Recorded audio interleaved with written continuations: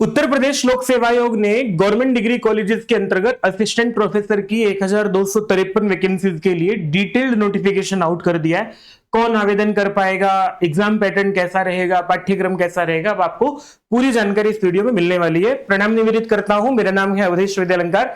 आप लोग जुड़े हैं आपकी अपनी संस्कृत पाठशाला से। चैनल को जरूर सब्सक्राइब कीजिए ताकि आप लोगों तक महत्वपूर्ण जानकारियां पहुंच सके। आप ये देखोगे कि ये वेबसाइट है उत्तर प्रदेश लोक सेवा आयोग की, जिस पर जाकर के आप लोगों को पहले ओटीआर करना है, वन टाइम रजिस्ट्रेशन करना है, फिर उसके बाद आप लोग यहीं पर आवेदन कर पाओगे। कैसे कैसे है आप देखोगे तो थोड़ा नीचे की तरफ स्क्रॉल करेंगे तो सबसे ऊपर आप लोगों को ये दिख रहा होगा कि यहाँ पर click here for apply, click here to apply for advertisement number ये assistant professor in government degree college examination 2025। जैसे ही आप लोग इस पर क्लिक करते हैं तो क्लिक करने के बाद इस तरह का एक पोर्टल खुलेगा और यहां आप लोगों को 3 वैकेंसीज दिखाई देंगी, जो कि पहले एलटी वाली वैकेंसी है, फिर लेक्चरर की पीजीटी वाली वैकेंसी है जिसे आप लोग प्रवक्ता कहते हैं। ये दोनों वैकेंसीज पहले निकल चुकी थी और इसमें आवेदन करने की आज अंतिम तिथि है। इसमें आवेदन करने की जो है वो 12 तारीख अंतिम तिथि है। ये आवेदन अंतिम हो चुका है, इसमें केवल फी सबमिशन वाला विषय बचा हुआ है। लेकिन 4 सितंबर से लेकर के 6 अक्टूबर तक आप लोग गवर्नमेंट डिग्री कॉलेज के लिए आवेदन कर सकते हैं। यहां क्लिक करेंगे एडवर्टीजमेंट के लिए तो एडवर्टीजमेंट खुल जाएगा। इंस्ट्रक्शन आप लोगों को चाहिए तो यहां से मिल जाएंगे, और अप्लाई करना है तो अप्लाई करने से पहले आप लोगों को यहां ये कहेगा कि आपको ओटीआर डिटेल अपनी डालनी है। जैसे ही अप्लाई पर क्लिक करेंगे आप लोग यहां से, तो आप किस विषय के लिए आवेदन करना चाहते हैं वो विषय खुल जाएगा।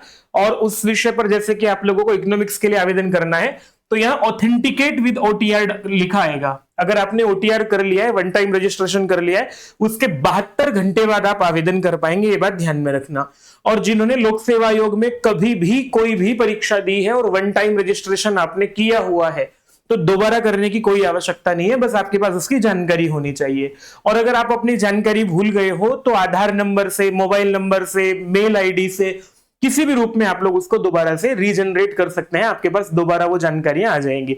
ये बात हो गई है कि आवेदन कैसे करना है। अब बात यह है कि इस नोटिफिकेशन में ऐसी क्या बातें हैं जो आप लोगों को जाननी चाहिए। मैंने आपको आसान भाषा में समझाने का प्रयास किया है। ये देखिएगा, उत्तर प्रदेश लोक सेवा आयोग की वेबसाइट, इस नोटिफिकेशन में कहा गया है कि 72 घंटे पूर्व जो है आयोग की वेबसाइट पर जाकर के आपको आवेदन करना पड़ेगा, ओटीआर करना पड़ेगा। वन टाइम रजिस्ट्रेशन जब आप कर लेंगे, और शुल्क के बारे में जानकारी है कि शुल्क इसमें मात्र जो है वो 100 रुपए रखा गया है। शुल्क बहुत अच्छा है, उत्तर प्रदेश लोक सेवा आयोग में ज्यादा शुल्क नहीं रखा जाता है। 100 रुपए में आप लोग आवेदन कर सकते हैं। कैटेगरी वाइज ये शुल्क है, आप देख पाएंगे इसको। और इसके अतिरिक्त जो है वैकेंसीज का नंबर जो है 1253 है। और ये जो वैकेंसी असिस्टेंट प्रोफेसर की, राजपत्रित अधिकारी कहा जाता है, गजेटेड ऑफिसर कहा जाता है इसको। यहां से बहुत सारे रास्ते आप लोगों के लिए आगे के लिए खुलते हैं, तो ये बहुत महत्वपूर्ण है वैकेंसी। ये 1253 पद जो है वो कम नहीं है इस वैकेंसी के हिसाब से। अगर 2020 में जो वैकेंसी निकली थी वो केवल 128 पद थे। यहां आप लोग देखोगे कि यहां तो अभी 1256 पद हैं। और यहां से महत्वपूर्ण जानकारी यह है कि जिन लोगों को ईडब्ल्यूएस कैटेगरी में आवेदन करना है वो आपके पास ईडब्ल्यूएस का सर्टिफिकेट किसी भी राज्य के हो 1 वर्ष पूर्व का ही होना चाहिए अधिकतम। जिनका 1 वर्ष से पहले का है उन्हें दोबारा अपना सर्टिफिकेट बनवा के आवेदन करना चाहिए। और जिन्हें कोई भी लाभ लेना है, वो कैटेगरी का कोई भी लाभ लेना है, तो उत्तर प्रदेश के मूल निवासी होनी चाहिए, तभी उनको लाभ मिलेगा, नहीं तो नहीं मिलेगा। ठीक है, अन्य राज्य के लोग यहाँ पर जनरल कैटेगरी में काउंट होंगे, ये भी बात ध्यान में रखना। और महिलाओं के विषय में ये बात आपको जानकारी होनी चाहिए कि महिलाएं जो हैं वो उनके लिए पिता पक्ष का निवास प्रमाण पत्र चले, जाति प्रमाण पत्र जो है वो पितृपक्ष का चलेगा। आपका जो जाति है वो पिता से निर्धारित होती है, तो पिता के द्वारा जब आपके पढ़ते समय, और जाति प्रमाण पत्र आपका कभी कभी हो वो मान्य होता है।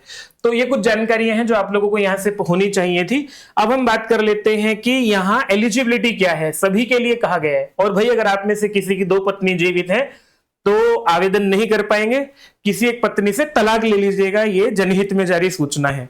ठीक है, हाँ, किसी का जो है हत्या मत कर दीजिएगा।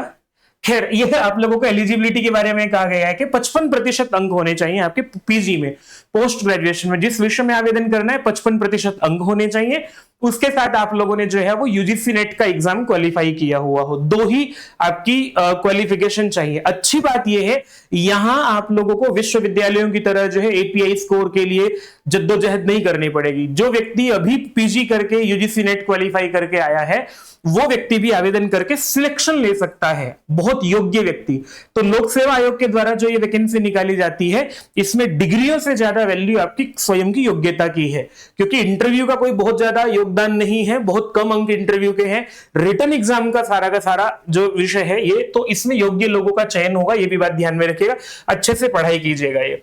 और अगर आपका नेट नहीं है तो पीएचडी है तो पीएचडी के आधार पर आवेदन कर सकते हैं। ये हो गई एलिजिबिलिटी। यहां से कुछ अलाइड सब्जेक्ट्स भी कहा जाता है, जैसे कि आपको हिंदी में आवेदन करना है और आपके पास हिंदी में पीजी नहीं है लेकिन भाषा विज्ञान में पीजी है तो आवेदन कर पाएंगे यहां पर। ऐसे ही अंग्रेजी में आवेदन करना है तो भाषा विज्ञान वाले और अप्लाइड अंग्रेजी जो होती है उसमें आवेदन, वो उसमें पीजी है तो आवेदन कर पाएंगे। संस्कृत वाले जो है वो संस्कृत एमए है या फिर आचार्य है संपूर्णानंद संस्कृत विश्वविद्यालय के द्वारा संस्कृत में आचार्य है तो आवेदन कर पाएंगे, ये भी बात ध्यान में रखने की। इतिहास में आधुनिक इतिहास, मध्य इतिहास, प्राचीन इतिहास, पुरातत्व आर्कियोलॉजी वाले वो सब लोग आवेदन कर पाएंगे, ये कहा गया है इसमें। और बाकी अलाइड सब्जेक्ट अपने अपने देख लीजिएगा ताकि आप आवेदन कर पाए। होम साइंस में बहुत सारे हैं, वाणिज्य में बहुत सारे हैं, ठीक है। और यहां से एक बात और है जानने की, वो ये है कि पैटर्न कैसा रहेगा। पैटर्न से पहले एज जो है वो 21 वर्ष से 40 वर्ष की आयु कहा गया है। और जो भारत में उत्तर प्रदेश के रहने वाले हैं उन्हें आयु में 5 वर्ष की छूट भी दी जाएगी, ये भी कहा गया है। जो उत्तर प्रदेश से बाहर के उनको छूट नहीं दी जाएगी, ये बात ध्यान में रखिएगा। और समाज दिव्यांग अभ्यर्थियों के लिए जो है वो 15 वर्ष से, उत्तर प्रदेश के दिव्यांग अभ्यर्थी जो है वो 15 वर्ष से अधिक की छूट उनके लिए नहीं होगी, मतलब उन्हें 15 वर्ष यानी कि 55 वर्ष तक भी आवेदन कर सकते हैं। और ये कहा गया है कि मुख्य परीक्षा के बारे में जानकारी ये है कि आपका पहले एक प्री एग्जाम होगा, और प्री एग्जाम का पैटर्न कैसा होगा मैं बताऊंगा आगे चल करके। ये पहले प्री होगा, फिर मेंस होगा, फिर इंटरव्यू होगा, 3 चरणों में परीक्षा होगी आपकी, ठीक है। और आपका प्री एग्जाम का जो रोल नंबर होगा वही मेंस का रोल नंबर होगा, ये भी आपका काम की बात है। दोबारा आवेदन करना पड़ेगा। जब आप प्री एग्जाम दे लेंगे उसमें 15 गुना लोगों को छांट करके लिस्ट निकाल दी जाएगी और वैकेंसी का 15 गुना, फिर उसमें से वो केवल क्वालिफाइंग इन नेचर होगा। आपका जो प्री एग्जाम है वो केवल क्वालिफाइंग है, नंबर आपके केवल मेंस के और इंटरव्यू के जुड़ेंगे। तो इसमें 15 गुना लोगों को छांटा जाएगा, ऐसा इन्होंने नीचे लिखा हुआ है, देखो ये है। प्रारंभिक परीक्षा के आधार पर मुख्य परीक्षा में प्रवेश हेतु रिक्तियों का जिस पद में, जिस विषय में जितने पद हैं उसके 15 गुना अभ्यर्थियों को मेंस के लिए बुलाया जाएगा। ये हो गई बात यहां से इसके लिए। फिर इसके बाद आपको आगे कहा जा रहा है कि ओएमआर बेस्ड आपका पेपर होगा, ऑनलाइन नहीं होगा, ओएमआर बेस्ड होगा। और हाँ, एलिजिबिलिटी के बारे में एक बात और ध्यान में रखने वाली है कि जो अपीयरिंग कैंडिडेट्स हैं, जो पीएचडी जो जिनका चल रहा है, नेट नहीं हुआ है और पीएचडी के आधार पर सोच रहे हैं, पीएचडी चल रहा है या एमए जिनका पीजी चल रहा है, वो भी आवेदन नहीं कर पाएंगे, क्योंकि ये कहा गया है यहां पर अनिवार्य जो योग्यता है वो आपके पास, उसमें सम्मिलित हो रहे अभ्यर्थी आवेदन नहीं करेंगे क्योंकि वो पात्र नहीं है। ओएमआर बेस्ड आपका पेपर होगा और नेगेटिव मार्किंग होगी। प्री में नेगेटिव मार्किंग होगी, मेंस में तो नेगेटिव मार्किंग का मतलब नहीं है क्योंकि वो तो डिस्क्रिप्टिव पेपर आपका होगा। लेकिन प्री एग्जाम क्योंकि ऑप्शनल होता है, एक प्रश्न है उसके 4 ऑप्शन है, तो उसमें जो है वो 1/3 यानी कि 0.33 अंक आपके काट लिए जाएंगे गलत उत्तर होने पर। और न्यूनतम 35% अंक लाना जो है वो अनिवार्य है अनुसूचित जाति के लिए, और सामान्य अभ्यर्थियों के लिए न्यूनतम 40% अंक लाना अनिवार्य है। नहीं तो सीट खाली छोड़ देंगे लेकिन नहीं लेंगे इससे कम वाले अभ्यर्थियों को। और ये भी बात कही गई है कि ये काम का पॉइंट है, ये लोगों को समझ में नहीं आता है।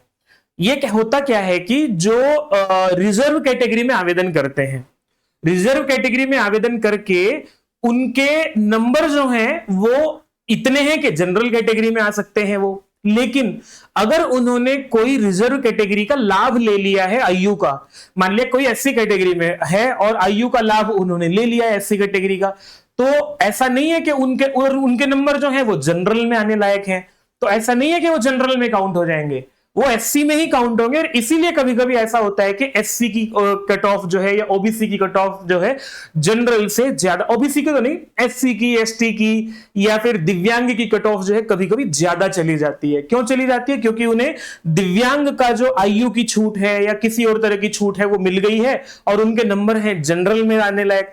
तो आप लोग अगर इसको समझ पाए हो तो ठीक है, नहीं समझ पाए हो तो फिर भी आप लोग मुझे कमेंट कीजिएगा। लेकिन ये काम की बात है, कभी कभी ऐसा होता है, जैसे DSSS में ऐसा हुआ था TGT में पिछली बार, कि जनरल की जो कट ऑफ थी वो शायद 80-82 ही थी 200 में से, और जो SC कैटेगरी वाले विद्यार्थी थे उनकी 96 चली गई थी। तो उसपे वो उनका कहना था कि ये तो भ्रष्टाचार हुआ है, ये हुआ है, वो हुआ है, लेकिन उनका सही मानना समझ में नहीं आया उनको लोगों को कि भाई जितने ST वालों की शायद ऐसा हुआ था, तो जितनी सीट होती है उसमें अगर उतने लोग जो हैं वो IU का छूट लेकर के और ज्यादा नंबर ला पा रहे हैं तो फिर वो उनको उस कैटेगरी में काउंट किया जाता है। खैर ये बात हो गई आप लोगों की यहां से।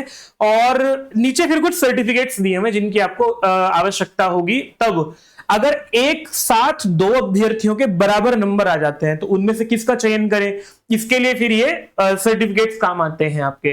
तो जिनको, और या फिर इनके आधार पर आप लोगों को आयु जाति प्रमाण पत्र है या फिर आपका निवास प्रमाण पत्र है, ये सबके फॉर्मेट दिए हुए, इसी फॉर्मेट को आप बनवाना होगा आपको। इसके बाद नीचे तरफ जो है वो ये दिया हुआ है कि एग्जाम पैटर्न कैसा होगा। एग्जाम पैटर्न के लिए कहा गया है कि जो आपका जनरल पेपर होगा वो 120 नंबर का होगा और ये वस्तुनिष्ठ होगा। इसमें 120 में से 30 प्रश्न सामान्य अध्ययन के होंगे, 90 प्रश्न आपके अपने विषय के होंगे। और प्री का मेंस का दोनों का पाठ्यक्रम एक ही होगा, अलग अलग पाठ्यक्रम नहीं है। जो आप संस्कृत या जो आप अपना विषय जो है वो प्री के लिए पढ़ रहे हैं उसी से मेंस का एग्जाम होगा। 2 घंटे का पेपर होगा आप लोगों का ये। और इसके बाद फिर आपको 15 गुना अभ्यर्थियों को मेंस के लिए चुन लिया जाएगा, दोबारा आवेदन कराए जाएंगे। आवेदन कराए जाने के बाद फिर आपसे मेंस जो एग्जाम होगा वो लिखित परीक्षा होगी। लिखित परीक्षा में आपको कहा गया है कि 3 घंटे का समय दिया जाएगा, 20 प्रश्न आएंगे, 10 प्रश्न लघु उत्तरीय होंगे और 10 प्रश्न विस्तृत उत्तरीय होंगे। जो लघु उत्तरीय होंगे वो 8 नंबर का एक प्रश्न होगा, जो विस्तृत उत्तरीय होंगे वो 12 नंबर का एक प्रश्न होगा। तो इसमें कहा गया है ये। और प्रारंभिक परीक्षा और मुख्य परीक्षा का पाठ्यक्रम जो है शासन के द्वारा दिया गया है, शासन के द्वारा दिया गया है। और ये बात ध्यान में रखने की, UGC नेट के पाठ्यक्रम से थोड़ा सा अलग है, कम करके पाठ्यक्रम दिया, बहुत ज्यादा पाठ्यक्रम नहीं दिया है, ठीक है। और सामान्य अध्ययन का पाठ्यक्रम ये है जो 30 नंबर आपके रहेंगे। बाकी मुख्य विषय का पाठ्यक्रम आप अपने अपने विषय का यहां से देख सकते हैं, यूनिट्स में डिवाइड करके 10-10 यूनिट में डिवाइड करके दिया है। कुछ विषयों का पाठ्यक्रम UGC नेट से मिलता जुलता है, कुछ का बिल्कुल अलग है। तो आप अपने अपने विषय का चेक कर लीजिएगा, ये मत सोचिएगा कि UGC नेट वाला पाठ्यक्रम ही है। मैंने कुछ विषयों का चेक किया तो मुझे अलग दिखाई दे रहा है, और मेरे विषय का संस्कृत का तो मुझे पता ही है कि काफी कुछ अलग है। अलग मतलब काफी कम भी है और काफी कुछ अलग भी है, आप लोग देख सकते हैं उसको जाकर के। पाठ्यक्रम होने के बाद किस विषय में कितने पद हैं इस पर चर्चा कर लेते हैं। सबसे नीचे जो है, और हाँ ये भी बात कही गई है, जो आपका भाषा वाला पेपर है, भाषा वाले पेपर के लिए भी देख लीजिएगा। जैसे संस्कृत जो है वो एक भाषा है, और भाषा को लेकर के कहा गया है कि इसमें संस्कृत में लिखना अनिवार्य नहीं है, लेकिन कुछ प्रश्न लिखने अनिवार्य हैं। 8-8 अंक के 2 प्रश्न, 12-12 अंकों के 2 प्रश्न संस्कृत में ही लिखना अनिवार्य है। ये आपके पेपर में लिखा हुआ आएगा। जो कुछ लोग सोचते हैं कि भाई हिंदी में लिखना है कि संस्कृत में लिखना है, इसका उत्तर इन्होंने दे दिया है। कम से कम 2 प्रश्न ऐसे होने चाहिए जिनको आप संस्कृत में ही लिखे, ये अनिवार्यता की गई है यहाँ पर, ठीक है। मैं फिर भी ये कहूंगा कि अपनी भाषा वाला भाषा में ही लिखेंगे तो सिलेक्शन के चांसेस जो है वो बढ़ जाते हैं, ये आप लोग ध्यान रखिएगा। बाकी आपकी मर्जी है, आप लोग जैसे में लिखना चाहें वैसे लिख सकते हैं। और अब आगे संख्या दी हुई है कि किस विषय में कितने पद हैं, तो यहां बताया गया है वनस्पति विज्ञान जो है इसमें आपके 79 पद हैं, रसायन में केमिस्ट्री में 87 पद हैं, वाणिज्य में 157 अच्छे खासे पद हैं, और चित्रकला ड्राइंग में 8 पद हैं, अर्थशास्त्र में 61 पद हैं, शिक्षा शास्त्र में 14, अंग्रेजी में 92, भूगोल में 46, हिंदी में 87, इतिहास में 58, होम साइंस में 28, गणित में 79, सैन्य विज्ञान में 2, दर्शन शास्त्र में 14, शारीरिक शिक्षा में 59, भौतिक विज्ञान में 60, राजनीति विज्ञान में 57, मनोविज्ञान में 31, संगीत गायन में 6, संगीत वादन सितार में 4, और संगीत वादन तबला में 4, संस्कृत में 56, समाजशास्त्र में 78, और उर्दू में 3 पद हैं, जंतु विज्ञान में 79 पद हैं, सांख्यिकी में 2 पद हैं, कंप्यूटर साइंस में 1 पद है, फारसी में 1, कुल मिलाकर के 1253 पद ये होते हैं। आप लोग जाकर के इसके लिए आवेदन कीजिएगा, आवेदन समय से कर दीजिएगा, पढ़ाई समय से शुरू कर दीजिएगा। किसी भी प्रकार का कोई भी प्रश्न है कमेंट बॉक्स में जाके जरूर छोड़िएगा। मैं आशा करता हूं कि पूरा नोटिफिकेशन आपको आसान भाषा में समझ में आया होगा, और डिस्क्रिप्शन में भी है और आपके कमेंट बॉक्स में भी एक टेलीग्राम का लिंक पिन किया जाएगा। वहां में आप लोगों को ये नोटिफिकेशन जिस पर मार्क किया हुआ है मैंने, वो नोटिफिकेशन भी मैं आप लोगों को दे दूंगा। जैसे कि आप देखोगे ये संस्कृत बाय अवधेश विद्यालंकार हमारा टेलीग्राम चैनल है, आप इसको देखेंगे तो मैं यहां आपके लिए ये वाला नोटिफिकेशन डाल दूंगा ताकि आपको ये मार्क किया हुआ नोटिफिकेशन पढ़ने में आसानी हो। और मैंने पहले से भी आप लोगों को वीडियो बना करके एक प्लेलिस्ट बना करके दी हुई है, वो प्लेलिस्ट देख करके आप लोग बाकी की वीडियो देख करके जान समझ सकते हैं। कोई भी परेशानी है तो कमेंट बॉक्स में जरूर लिखिएगा। ये मेरा नंबर है, जो नंबर आपको स्क्रीन पर दिखाई दे रहा है इस पट्टी पर, उस नंबर को अपने फोन में सेव कर लीजिएगा। कभी भी किसी तरह की जानकारी चाहिए होती है तो आप मुझे पर्सनली मैसेज भी कर सकते हैं। अभी के लिए इतना ही। चैनल को जरूर सब्सक्राइब कीजिएगा। नमस्ते।